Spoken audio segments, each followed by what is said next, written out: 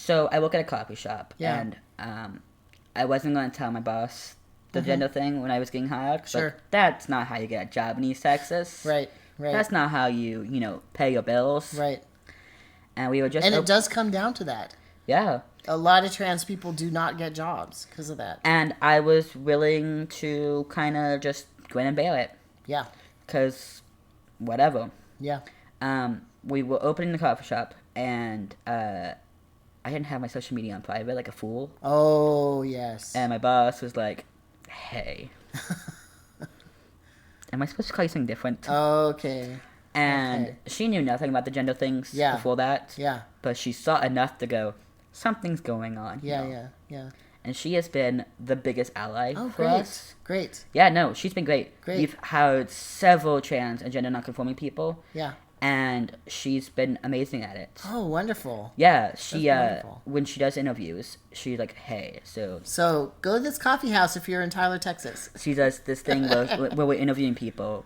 She'll be like, hey, so it all comes down to respect. You may not have to agree with it, but this person is non-binary. They go by they, them. That's and right. you have to call them that. That's right. It doesn't take much effort for you to do it. No. But means everything to everyone else. That's right. And it's just a tiny step behind, beyond learning somebody's name. Yeah. I mean, it's just like, just a little bit more. So it's really fun watching, and then she'll be like, and if that's something you can do, then we can move forward in the hiring process. Yeah. If not, you should say so now. Yeah. And we can select out of this. That's right. And so That's so great. That has Thank you for doing that. So it's led to a lot of the coffee shop being a lot more queer friendly. Yes. Than other coffee shops in town. I bet some of the young people from UT Tyler, the University of Texas here, would also appreciate that. Even if we're also like not if close in town. Even if they're not trans. Yeah. Because a lot of the younger people are allies. Yeah. Yeah. It got to a point like, so my other baristas will fight someone over it. Oh. I have these two male baristas, and they're both dating women, and they're both cis, and they will correct someone so much faster than I ever will. Okay, great. My boys Zach and Nathan will straight up fight over my pronouns to someone. Great. We had a barista who could not get it right. Oh my god, I thought Zach was going to go insane. It's like, you have to get it right. Yeah. It's nice to not to have to defend yourself every opportunity. Yeah, that's what allies can do. If you see something going wrong, practice it at home. Ask your friends, is this the appropriate way that I can do this? And then when you see something, step right in. Because trans people, non-binary people who are impacted can't always do it. And it's just, it takes a lot of effort. So just step in and do it. Yeah, it's really nice not to be the one to have to, for myself and for other people. Yeah, and it builds community too, right? Oh yeah, no, I would go to war for those boys. Yeah, right. Yeah, no, my straight white boys, I would defend them to the end of the oath because they defend me. And That's I love right. them. They're allies. And that goes back to what we talked about earlier about diversity within a community. Community isn't just like this specific little parcel of people that I am just like. It's very diverse, and it can include many, many kinds of people. It's the allies on every level. Yeah, right. The all of them. I love them. My regulars I see every day. Yeah. They all get my name right. They get my pronouns That's right. They ask me how everything's going. And it's something just nice that, like, oh, no, I know that these people are safe. That's right. It's also the reason why, like, my rainbow glasses. Yeah. That means, which are groovy, by the way. I like them. The older gay man. And you had a hat earlier. Yeah. Check it out. The older gay man who comes to my drive-thru saw my glasses, like, oh, hey, you're my friend now. Mm-hmm. It's flagging. There you go. It's a way to show other people you're safe. That's right, and that's how I knew that the person who walking down the street was trans as well. They had basically a trans flag T-shirt, and I was like, oh, there's a trans person. Yeah, it's and I realized I was talking to a straight person the other day, and she didn't even think about my glasses being gay. She thought my glasses they're just a rainbow. Oh, uh-huh. I'm like, all right, well, cool. everyone else, Yes. everyone in the community is going to look at my glasses and think, oh, gay. Everyone cool. on the planet, probably. Yeah.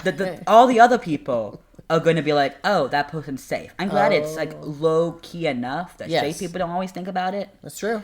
But it's enough that all the young kids with colorful hair can come to my shop and oh, this place is safe. Okay. That's right.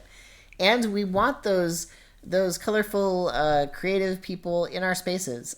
Yeah. You can't have cool places like Austin without weird shit. That's right. And weird shit only happens if rent is low enough that people can do cool stuff with their downtime. They don't have to work 5 jobs. And that's why the people on the coast have such a hard time, right? San Francisco, New York. Because it's so expensive. They can't do any cool shit. Yeah. The only cool shit is the corporate shit then. Yeah. And then people are actually now moving more into the center of the country, into Texas, into Iowa, into places that are cheaper. And, it's a different life, but it's cheaper. Might as well try it. Which means they can do cool shit. You can make more art. Yeah, which is really fucking important. That's right. Build communities everywhere. Yeah. It's always cool hearing like little alt communities. Yeah. I know. Like what? There's Taos, New Mexico. My cousin lives there. They're a clown. Okay. Interesting. The clown. So are you talking about like intentional communities? Yeah. Okay. All right. Yeah. Palestine, Texas is not a cool place 99% of the time. Where is that? About an hour down 155. Okay. All right. But Jenna being a good number of our tenant people live there. Okay. And we do a lot of events down there. Great. Yeah. Great. That's why our Factory Rejects Motorcycle Club exists. Yeah. There's a lot of also gay fairy lands around the country, intentional communities, and they've always been really good about trans people being on their lands. Funny enough, the Renaissance Festival is usually pretty cool about things. Of course. I mean, they're doing dress up. I mean, that's their whole shtick, right? I mean, I worked fair for 3 years. Okay. I'm a big fan of the Renaissance Festival. Yeah. Whenever I hear somebody's does Ren fairs, I'm like, you're a cool person. I know it. I just know it. So yeah, we took a little break there just because it's really necessary. And then go ahead, and you were about to talk about something. We were talking about how when I have a crush on somebody, I block them. Yeah. On everything. Yeah. I have had a crush on a coworker and quit that job. Yeah.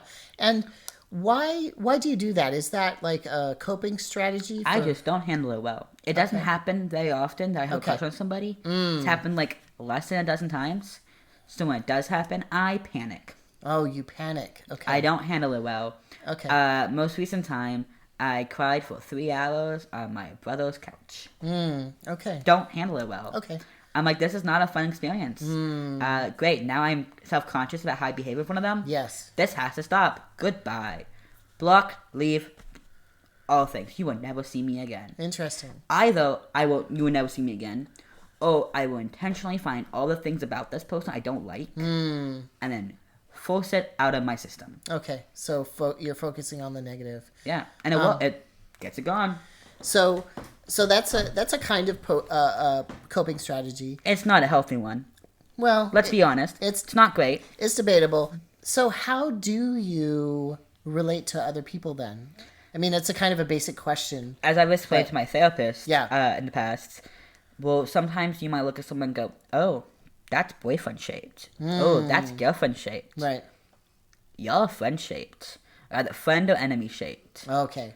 So those are kind of the two categories. Yeah, I either like you, okay, I have no opinion on you, or I dislike you. Okay. That's all I got. Very clear. Yeah. Makes my life real easy. Now, I do tend towards black and white thinking, which is a problem. Okay. So then I have to remind myself That's cool that you recognize these things about yourself. Every person is just a person. Yeah. It's not fair to hate them for who they are. Right. If I'm going to be friends with somebody, I have to like them for who they are and not who I want them to be. So, it makes my life easier to acknowledge that a person is just a person. Right. It's not fair to idolize them or dismiss them. Because those are kind of the same kind of energies. Yeah, it's dehumanizing. It's like very, very close or very, very far. It's dehumanizing to idolize somebody, and it's also dehumanizing to dismiss them. Right. And forget their humanity. Yeah. So I like making friends. I think it's very important. I also have a lot of siblings. Right. I don't like most of them, but my brother close to me in age, his name is Connell. That's hilarious. Him and his wife are some of my very favorite people. They live in a school bus down in Palestine. Okay. They're great. My little brother is 15. He is definitely my favorite human. I don't like kids. I think they're horrible. Isaac, I think it's pretty cool. I would happily say that because I had say in how he was raised. Oh, great. I think he's cool. So you focus on friendships. You focus on relationships that you can handle, which is great. It's good that you know your boundaries and your tolerances. Yeah. Yeah. Yeah, totally. Also, to be realistic, relationships sound like a lot of work. Yeah. And I'm lazy. Okay. I'll pass. Okay. Yeah. Yeah. There's a lot of people like that. And people move through that sort of thing in their lifetime too. Sometimes I don't want to deal with people. That's why I lived in a cabin by myself for a couple years. I got a dog. That's I'm good. Yeah. I got a dog. That's all I really need. Yeah. Speaking of that, let's talk about your dog a bit because they're a support animal, right? Yeah, he's my emotional support dog. He is 7.5, 8 years old. Oh, yeah. Very handsome. I got him when he was like 3 months old in a pound from Houston. Okay. I was severely depressed and wasn't handling it well. And my stepmom was having a panic attack one night, and I was writing in a suicide notebook. It was altogether a bad mental health day for that whole house. Yeah. And my dad's like, fuck it, we're getting you a dog. Yeah. Dad, we have 2 dogs. We're getting you one. Yeah. I don't want a dog. Too bad. It's my dog, but you help me pick him out. Yes. So, we went to the pound, and we were looking at dogs, and Dad's like, we're getting a chocolate lab. Okay. And in the room with the chocolate lab, there were 2 chocolate labs and George. George is a black lab with a white thing in the middle. I think he's Port Dane. I'm not too sure. Yeah, he's a little bigger than a lot of labs. He is 96 pounds. Oh, yeah. Significantly bigger. He has a barrel chest. Yeah. It's like 34 inches around. It makes dog jackets really hard to find. Yeah. He looks kind of big boned too. Like his limbs are really large. He we went into the room with the chocolate labs, and George walked up to my dad, sat in his lap, and rolled over on his back. There you go. And Dad was like, "Oh, guess you're coming home with me." Yeah. I picked out my dog from a litter. The lady of the house, she was actually dying of terminal illness, and so they just had this litter, and so they needed to rehome the puppies. And I saw, the puppies were doing their puppy thing, and they were very boisterous. And then I looked over, and I saw the dog that was hiding a little bit, and I was like, "There's my dog." There's my dog. When we brought George home, we had a coyote dog, coy dog. Oh. And the coy dog's name was Alaska. Okay. And George was like, "Oh, hey, you're my new mom." And Alaska went, "I did not sign up for this shit." And I walk into the kitchen some days, and Alaska would be standing on top of the fridge, and George would be in front of the fridge crying. Oh, no. Because his mom doesn't want to talk to him right now. So I kind of put the raising of George on that coyote dog. Sorry, Alaska. And he's been the sweetest boy. He doesn't get in trash cans. He doesn't run off. I don't put him on a leash 90% of the time because he doesn't need it. Yeah. He stays like right next to me. Yeah, my dog does that too. People are so amazed about that in cities. They're like, "Your dog doesn't run away?" No, he doesn't run away. Because he has plenty of opportunity too, and he just doesn't. Yeah. I call my dog sometimes a free-range dog. Like, he kind of does his thing. He goes up to the trees and stuff. I'm not gonna pull him away. He does his things at his own pace. Come back. Yeah, and he comes back. George is a Velcro dog. Yeah. If he can't see me, he's unhappy. Oh, yeah. He has to have line of sight. Yeah. Much. That's actually my favorite thing. When my dog goes a little ahead of me and stops and then looks back. Like, are you coming? Yeah. Well, it's like he's checking in. I love that. So George has a bed in every room because if I go to a different room where George can't see me from the bed, he will come, get up, and follow me and go into the bed in that room. All right. He has to see me. Okay. I don't know if you noticed in the kitchen there's blue tape down on the floor. No, I didn't see that. It's so when I say out of the kitchen, he knows what that means. The tape has to tell him how far he has to go. Okay. Does he beg a little bit or? Well, yeah. He knows he's going to get some. Yeah. Like I'm not going to finish all my food. And labs are notorious for that. Well, yeah, and he's not rude about it. He just kind of lays down clothes, maybe puts his head on my foot, be like, hey, don't forget on me. Yeah. Also, just having a big dog in a small space can be a terrible thing. Sometimes I have to tell my dog that too, like, just to get out from under my feet because I have something sharp in my hand or whatever. Yeah, totally. And like that's the only thing I'm like, hey, out of this room. Right. The kitchen's the only place because it's like a one-bed kitchen. Yes. Can't have me and him. It's actually very well organized too, even though it looks a little chaotic from the outside. But yes, if see you look the three closer, different dish drying racks. Yeah. Dishes are hard to do sometimes. Yeah. So a part of trying to make sure you get dishes done in this house is to always have a rack to be able to put dishes on. There's a ton of racks over there. I'm really impressed. There's also one that goes on top of the sink. So that if you even out of those spaces, there's another one you can just play down. Okay, and then there's a hanging one. Yeah, that's pretty good.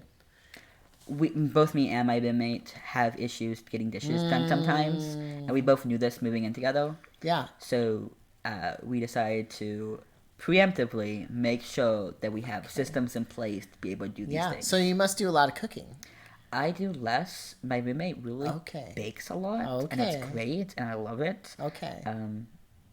It's great. Yeah. So trying to facilitate that. Yeah, I love cooking myself. I feel like it's a very sensuous way to interact with the world, and also it makes other people happy. I love that. If I don't bring you food, how do you know I love you? Yeah, exactly. Now I don't cook a lot. My mom is a chef though. Oh, a chef. Yes. So there is a certain level of food is how you tell someone you love them. Yeah, and if you don't, it is. If you don't cook for them, make them a birthday cake. If you like, oh, so and so is going to be at work for 12 hours today, and I know they didn't pack lunch. Yeah, but I am off today. I'm gonna make homemade mac and cheese and make up to your work. Yeah, that's how I am too. How do you know I love you if I don't feed you? I know this is gonna sound so stereotypical and maybe even a little sexist, but into growing, I'm different than you gender-wise. I'm definitely more on the man side of things, even though I sometimes feel more genderqueer internally. But I feel like there's this provider thing that I like to do.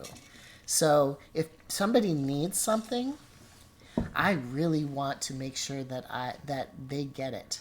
You know. How should we end this now? My dog is great. He is an emotional support dog. I have a doctor letter and everything. Yeah. Oh, I didn't know that with emotional support dogs that it requires a letter. It does if your landlord requires. Oh, I see. Okay, great. And 96-pound dog. People don't really want to run that, even though he caused less damage than anyone's kid. I know.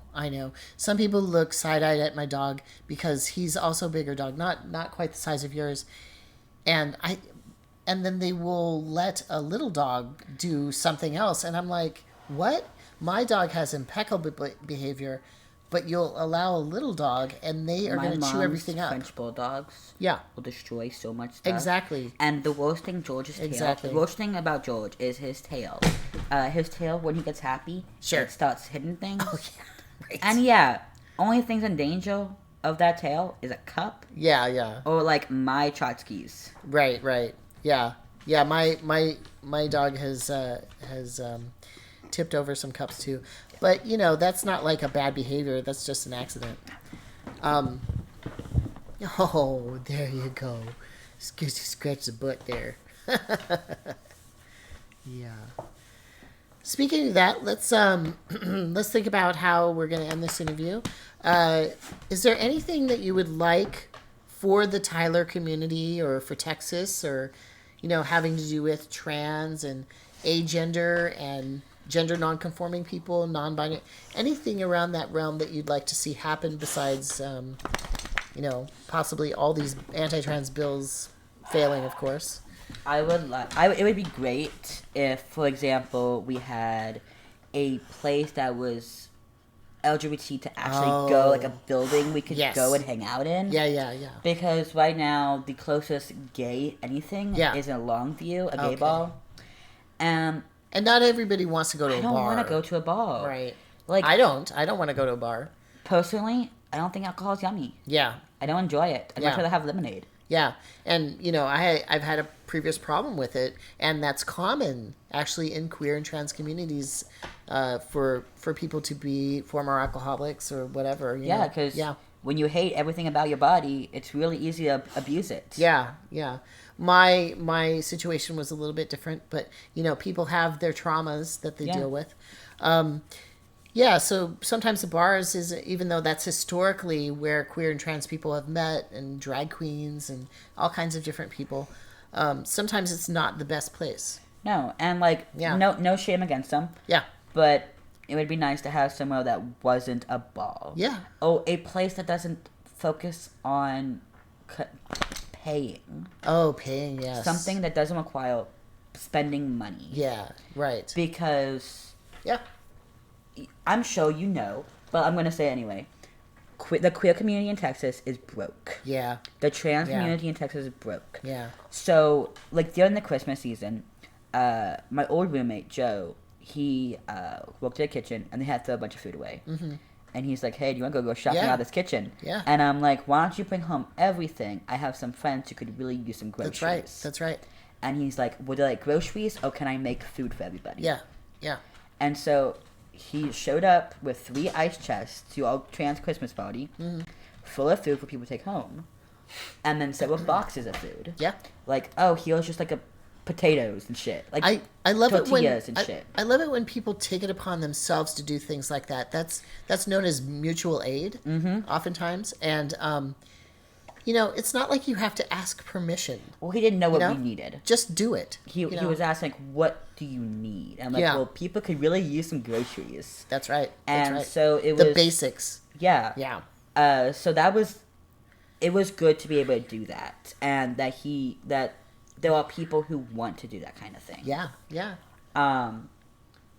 And sometimes they just don't know how to help. Yeah. So it sounds like you want some sort of community center, or maybe a space within a larger place. Yeah, and it would be nice that it's not visibly queer from the outside, so the younger people who aren't out to their families can go. Right, safety. And then also it sounds like you want more mutual aid network. That would be so great. Yeah, those two things are something tangible that you really can work on, and they're achievable. Yeah, those are very achievable. The point of goals is there's something that you can actually really. Yeah, no, it's fine. Yeah, is something that can actually be done. I'm not asking for a lot. I feel like I just want something that we can actually get. So I'm about to get sat on. Yeah, you are. He's about to cuddle you. I love it. I love it. I'll cuddle with you. Yeah. Look at this. Look at this handsome. Hi. Yeah. Hi. Hi. I love cuddling with dogs. He loves it too. Look at him. It's like that to swipe along. Yeah. You're a nice big pillow. Hi. Yeah. Great thing about him is he lets you do anything. Yeah. You want to play with his tail? Go ahead. Play with his paw? Go ahead. Play with his ear? Go very ahead. Tolerant. Get in your face? Go ahead. Yeah. My dog is like that too. You're not allowed to pick him up, and when he's asleep, you can't push. Oh, okay. The only 2 things he's not cool with. Yeah. Yeah, my dog is very tolerant too, even though he's a shyer dog. Like we were just at that park, and he was so tolerant of all those kids just coming up. And I made sure they were very polite kids, even though they were very boisterous. They asked if they could pet him, which was great. So good. So good. And I said yes, and I gave them some boundaries around it, though. I said, but you have to be really calm around him, and you have to be a little bit more quiet because he's just shyer boy. And they did it. And I was so impressed by that. Well, I mean, I think that's good. Yeah. And I think it's only common sense. Like, oh, you can pet my dog, but these are some rules. Yeah. And I'm like, yes, now I can behave myself. That's right. And they were great about it, and I was so happy about that. My dog handled it better than I did.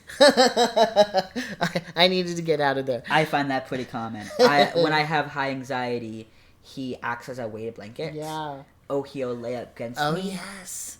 I've had that, or my dog will just put like his whole weight on my chest or something. It's like, oh, it feels so good. Yeah, like weighted blanket dog. Let me just be close enough that that's something for you to focus on. Yeah. It's really handy, especially when my anxiety gets high. Yeah. My anxiety gets high sometimes, so most of the people at Tenet have met my dog. Yeah. Yeah. I'll take him to meetings sometimes. Yeah. He comes with me to bonfires when we have them. Yeah. Because... Oh, yeah, bonfires. Yeah. Oh, I bet those are fun out here. Great. I had one for my birthday last month. For my birthday, Bean and Jenna, the president and vice president Tenet, had a bonfire at their house for me. Nice. It was pretty great. Yeah. Yeah. I love bonfires. I love them in Alaska, too, because it's a hot fire, and then you have the cold around you. So you get a perfect temperature. Oh, it's so perfect. And you can ease in and out of the cold. Everyone's like, oh, it was so cool. I don't know if you had a bonfire. No, listen. That's the perfect time. Yeah. Bonfire, cold, hammock. Exactly. I'll be happy. Or like visiting a hot spring when it's cold out. Oh, so great. I'm a big fan of hammocks and bonfires. Oh, yeah. Those are the two happy places. So they're like, for your birthday. I'm like, yes, do it. Yes. Yeah, totally. Yeah. So like he's very patient and tolerant. He really likes kids, but he gets really excited and he gets... Like, that's when he misbehaves. Yeah. Is when, like, oh, there's a child I can play with. Oh, and yeah. that's why at the park I didn't let him go meet any of the kids. Because that's when he'll misbehave himself. Do any people do anything somewhat similar that your dog does? Like, maybe close friends who know you very well, do they, like, kind of check in with you if they notice that something's going on? Yeah. If I haven't talked to someone long enough, they'll be like, hey, where you at? Okay. My brother Connor. Make sure that you're getting out and... Yeah, my brother Connor is really good at just like... He's on my team. I know he's on my team. Yeah. I know he'll always be on my team. Yeah. Even if we haven't talked in 3 weeks, he's going to be on my team. Yeah. And also, I have the personality type of I'm required to be there. Mm-hmm. Or if someone's counting on me, I will be there. Mm-hmm. It's like a responsibility override to my depression. Okay. I have the mom friend override for anxiety. Someone else is more anxious than me. I no longer have anxiety. Okay. Someone is counting on me. I'm no longer depressed. I can do it. Yeah. So by putting me on the board of Tenet... So you push aside some of your needs and then you take responsibility. I push aside the barrier. Yeah. Okay. I can cross a barrier. Okay. When someone's counting on me. Okay. I see. Yeah. If no one's counting on me... then whatever's stopping me becomes insurmountable. But if someone's counting on me, then I can do it. Interesting. Yeah. It's not pushing aside my feelings or my needs. Yeah. It's being able to jump a hurdle. Yeah, overcoming. Yeah. He needs me to get up to go to work to pay for his dog food. Right. If I don't pay for his dog food, he's not okay. I hear you. My dog's needs have definitely inspired me to do things that I wouldn't have done otherwise, which is good. You're responsible for another being's health and well-being. Yeah, definitely. I know that many times my mom only did shit because we needed her to. Yeah, right. So, and that's the role of a mom. Yeah, totally. Totally. Yeah. I may not be someone's mom, but I'm someone's friend, and if they're counting on me, I gotta do it. Yeah. I gotta say too, sometimes, it's kind of a tricky thing, but to reach out and to accept this sort of thing. But I actually had a stranger do that with me yesterday. I was feeling bad about a situation that happened in a grocery store, and I was sitting outside on a bench. I like to sit out on these benches in front of the H-E-B groceries because people come by and they love up my dog and it makes them more social and whatnot, and I'm eating a sandwich or whatever. But I was feeling really bad, and this guy with, those cowboy hats that are like kind of crispy, not the felt ones, but the ones that are paper or whatever they are. He comes by, and he was a really large guy, and he noticed that I had checked out. Like, I was checked out. I was feeling bad. And then he like put his hand on my shoulder and was like, are you okay? And it kind of brought me back, and that's kind of tricky, right? On the one hand, don't touch me. Yeah, right. On the other hand, thanks for checking in on me. Exactly. So it's a risk on his part, and it's a risk for me also to accept that kind of thing. But also, when it does happen, Yeah. it's okay. Yeah, and it worked. And, Yeah. actually I teared up a little bit after he left because I was like, wow, somebody noticed that I was having trouble and they reached out. You know? It's pretty cool. Yeah, so part of like going to the tenant meetings is if I'm not there, we have a board meeting before every tenant meeting. Okay. I gotta be at that board meeting. Okay. So that makes you go. I have to be there. Yeah, I hear you. And if I have to be there, then I'm already there. I'm not leaving. That's right. But that also means if I have to go and I'm having a high anxiety day, that dog is coming with me. That's right. And they know that. If they see George is there. We're doing this. That's right. And also, it's so great that you have this consistent care and peer support that's available, that has all this information that people can go to and they can feel safe and everything. And I mean, it's so great. The hardest part is getting people to come to the first meeting. Okay, yeah, right. So that's why the Trans Plus brunch that Tag puts on is so great. Because that's just purely social. Right. They come to the first one, right? It's on a Sunday. Most people have Sunday mornings off. Sure. They can come to that first one, and then they can experience being in a room, taking over a little French Madeleine. Yeah. And being in a room full of other freaks. Yeah. And feeling comfortable. Yeah. And not like the weird one out. And they don't have to talk. They can just eat or whatever. Right, but like, hi, we're taking over this entire dining room. Yeah. Oh, you're new? Come sit with us. You don't have to talk, but you have to sit with us. Yeah, Lexi was saying that y'all will kind of take over spaces. Yeah. And I really love that. I really love that. It's easier to take over a space if you're not... it's easier to exist when you're not the only one. Yeah. So we go to Whataburger after tenant meetings. Yeah. Whataburgers are 24 hours. Yeah. So we will go. Our meetings are from 7 to 9. Mm-hmm. And then we'll go to Whataburger from 9 to whenever. That's it.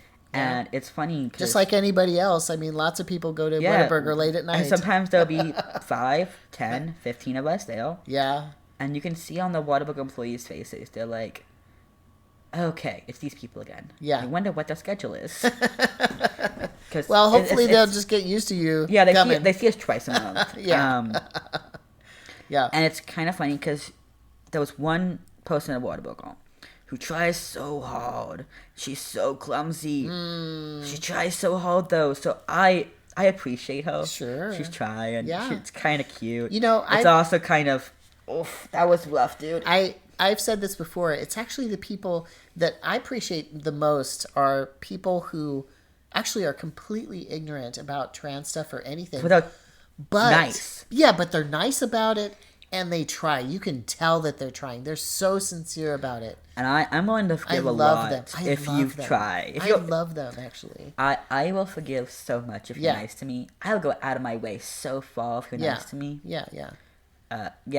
So far out of my way. You're going to be kind about it? We can do this. That's right. There's some people, one of my other interviews said that they think, the end of times or whatever, there'll be, a couple people left, and what they'll be doing is trying to be kind to each other. That's like... A lot of people are really smart. Yeah. A lot of people are really strong. Yeah. But everyone in a group could be one or the other. Yeah. Distinguish yourself by being kind. That's right. Not everyone's kind. Not everyone's going to try to be kind. That's something we all have control over, too. It doesn't matter how much money you make, how pretty you are. Yep. Doesn't matter how skinny or anything. Yep. It only matters if you can be kind to other people. That's right. That's when you know you succeed. That's when I know that I'm having a really bad day. If I'm starting to get... If I feel like a little bit of rudeness coming into what I'm saying... I have to try so hard to be nice. It's not natural for me. Yeah. It's not natural for me to be kind. And I have to try so fucking hard. Yeah. The people who are around me the most know that it's not easy for me. They see me fuck up a lot. They see me snap and get overstimulated and get mean. Yeah. And then I always owe them an apology. Well, it seems like they look out for you, and it seems like you're also responsive to what they have to say to you, which is a good thing. Some of my coworkers will be like, hey. Yeah, exactly. You want to go take a few minutes in the back? Those are some true friends who are checking you. And I've had people check me as well. I'm like, oh, it's really humbling. Sometimes I'm thinking, oh, I'm doing this great thing. I'm putting so much work into something. And then some people are like, well, maybe you should step back or move back a little bit. Maybe you're doing a little too much there. Or maybe you should, quit being help. Ask for some help. Quit being such a martyr. Maybe your ideas are not working right now. Maybe somebody else's. So, yeah. Friends do that. Friends check you. Friends tell you what's up when you're screwing up. And sometimes you need it. Yeah, and sometimes you need it. Sometimes it makes you a better person. Sometimes it makes the situation better. I think that's a good place to end. I've really enjoyed talking with you. Me too. You're very different than a lot of the interviewees I've had, with the agender and asexual part, and I feel like you really had some interesting things to say about like boundaries and responsibility and that sort of thing. And yeah, you're really interesting. So yeah, thank you. My therapist thought so too. Yeah, well, that's their job, right? Yeah, that's their job to help us sort through things, and no shame in that. I everyone needs therapy, even if you had a great childhood. Yeah. There was always something that, first of all, like how to talk to other people how to talk to other people in a constructive way. Yeah. That's not accusing is a big one. Right. Boundaries. Everyone needs to learn boundaries because you're a kid. You don't get taught how to do boundaries. And we lived in a fucked up society that also in the past 3 years. Yeah. Excuse me. Everyone needs therapy. Exactly. Like and beyond that too. I mean, we live in this capitalistic system that makes us compete with each other also all the time. Like the constant surveillance. Yes, surveillance, police, all that stuff. And also like social media surveillance. Yes. Everyone is always watching what you're doing. You brought up privacy earlier about that. If young people, if you're online and you're trying to get jobs and stuff, you want to take some of that. Everything. Take some of that stuff down. Well, now sometimes, luckily, Facebook, I know you're not involved in that, but they will allow you in groups to post a question without an identifier on it. Yeah. Which I think is great. But the admin of that page can still see who you are. Sure. But the people in the group don't. So there's a little bit of privacy there. But yeah, online, just expect you're not going to be private online. I miss the days of LiveJournal when I could there was no name attached to it. It was a username and I could say things. Yeah. I miss LiveJournal. I do too. Yeah. Why do you miss it? Yeah, fandom shit. I see. Yeah. Well, for me, I miss it because my friends wrote in long form about what was going on in their lives.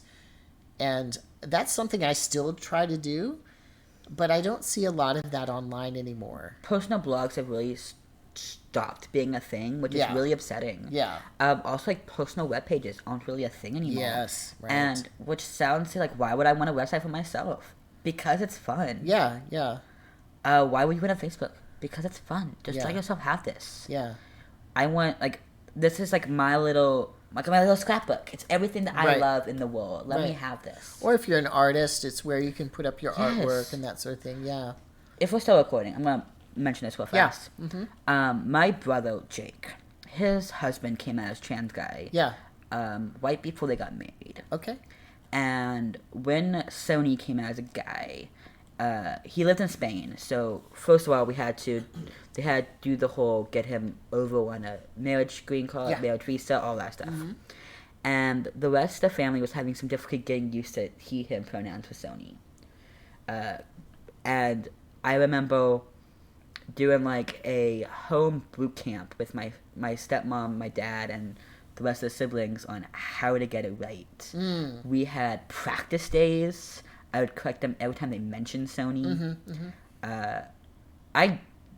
When I called myself the resident queer in my family, I meant like I was correcting people on my brother-in-law's pronouns before he even came to the U.S. Okay. It's like, oh, he came out? Cool. Sony's a guy? Awesome. Okay, guys. Okay. This is what we're doing. It's almost like, you have a little boot camp there. Yeah, no, this is the gender boot camp, and we're gonna get it right. Yeah, no, I was definitely doing that shit. Give us 20. He, him. It was definitely an event. So And that was like the first time my mom ever had to actually think about trans people. Yes. And I remember because You're very theatrical. Do you want to know how I met some of these people in this town?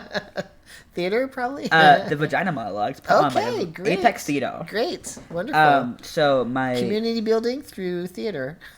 Yes, half of trans people are theater kids. Excellent. What's it? So it's my stepmom and my dad's, all the ones who are in the family of Jake and Sony. Yeah. My mom, I would talk to my mom that was going on to the house because, you know, it's in my life. I'm going to mention it. Mom would get so confused and being like, wait, so? Like, Mom, don't worry about it. Sony's a guy. Yeah. But I thought, yeah, that was. Now this. Cool. And so it was a beginning on both sides of the family of getting used to the idea that things can change. Yeah. And I think that made my thing a little bit easier. Yeah. That I was so aggressively, this is what we're doing for Sony, to get on board. People act like this is such a big deal, but, I mean, women get married and change their names all the time. Sony didn't even change the name. Yeah. Sony's still Sony. Okay. It's just he. Okay. That's all we asking. But there's these aspects of identity that change all the time, like getting married. You know, you change your name sometimes, but then also you're going from somebody who's single to married, which in this society is a little... Mrs. Yeah, Mrs. But then also people put different responsibilities and boundaries around you if you're married versus when you're single, etc. And people are changing their identities all the time and, you know, in various ways. And it just doesn't make sense that it's such a problem to do that with trans people. It really isn't. It's just, y'all are being lazy. Y'all are being lazy. Sometimes it really feels like it. Okay, so I think we should probably end it there. Otherwise, we're just gonna keep talking. Yeah, I got D&D to go to. These interviews are always so hard to end because I really just enjoy meeting people and talking with them because our community is just so interesting. You know. Oh, I feel that. Yeah. Anyway, thank you so much for meeting with me. Nice to meet you. Yeah, and I love meeting your dog here. Yeah. Yeah. He's like, oh yeah. Yes.